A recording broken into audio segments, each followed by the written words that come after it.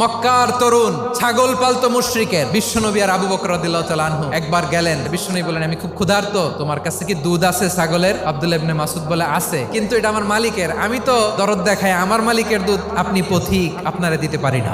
বিশ্বনবী এইটা শুনেই তারা টার্গেট করে ফেলছে। বিশ্বনবী বলেন, আচ্ছা ঠিক আছে, দুধ দিও না, কিন্তু এমন ছাগি আছে কিনা যেই ছাগির সাথে কোনো ছাগলের মিলন হয় নাই, তার ওলানে দুধও আসে নাই, বাচ্চাও নাই, এরকম ছাগির থেকে যদি আমি দুধ খাই তাহলে তো সমস্যা নাই। বলতেছে, এরকম ছাগির থেকে দুধ খাইলে সমস্যা নাই, কারণ এরকম ছাগি ওলান থেকে দুধ আসবেও না। বলতেছে, ঠিক আছে, এরকম একটা ছাগি নিয়ে আসা হলো। বিশ্বনবী বিসমিল্লাহ বলে ওই ছাগির ওলানে হাত দিলেন। হাত দিতে দেরি, পুরো ওলানটা দুধে ভরে যেতে দেরি হয় না।